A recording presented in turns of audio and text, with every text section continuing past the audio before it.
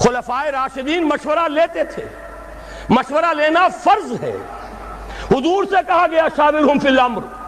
لہذا کون ہوگا جو اس سے مستثنیٰ ہو؟ لیکن یہ ووٹوں کی گنتی کا معاملہ کبھی نہیں رہا اسلام میں، خلیفہ راشد نے کبھی گنتی کر کے ووٹ لے کر اور فیصلے نہیں کیے، بلکہ یہ کہ خلیفہ کو پورا اختیار ہے، کتاب و سنت کی تلوار تو سب پر ہے، ویسے ہی خلیفہ کے سر پر بھی ہے،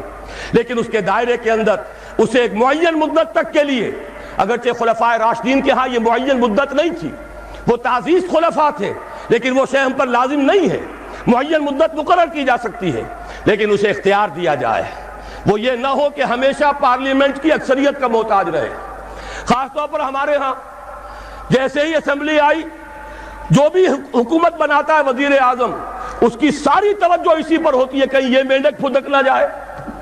کہیں یہ گھوڑا کہیں جا کر بک نہ جائے، کچھ اسے دو،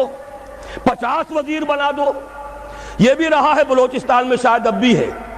کہ جے یو آئی کے غالباً اس میں بلوچستان کی اسمبلی میں صرف 6 رکن ہیں اور 6 کے 6 وزیر ہیں۔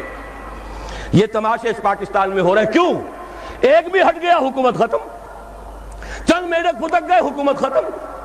چند گھوڑے بک گئے حکومت ختم۔ لہذا ساری توجہ اسی پر، کام کرے تو کیا کرے؟ کوئی نیک نیت آدمی ہو کوئی کام نہیں کر سکتا، اسے تو اپنی کرسی بچانے کی فکر ہو جاتی ہے۔ ہماری اس دنیا کے اندر بھی ایک دوسرا متبادل نظام ہے، صدارتی نظام ہے، وہ صدارتی نظام زیادہ قریب ہے نظام خلافت سے، اس لیے کہ وہاں کانگریس کی اکثریت کا پابند نہیں ہے، جو بھی صدر ہے امریکہ کا اس کی اپنی مرضی ہے، اس کے مطابق وہ جس کو بھی وزیر بنانا چاہتا ہے سیکریٹری کہلاتے ہیں وہاں، ضروری نہیں کہ وہ کانگریس کا رکن ہو، جس کو سمجھتا ہے باصلاحیت ہے۔ فورن پالیسی میں اس کی نظر بڑی گہری ہے، مالیات میں یہ شخص بہت ماہر ہے، اور یہ اگر الیکشن لڑ کے نہیں آ سکا کوئی جرم نہیں ہے، یہ اس قوم کا فرد ہے، اس کی صلاحیتوں سے فائدہ اٹھانا قوم کے لیے ضروری ہے، لہذا اسے بڑے سے بڑے منصب کے اوپر فائز کیا جا سکتا ہے۔ آخر اسی دنیا میں وہ نظام بھی ہے۔ بہرحال وہ نظام خلافت یوں کہنا چاہیے کہ صدارتی نظام بمقابلہ پارلیمانی نظام کے نظام خلافت سے قریب تر ہے۔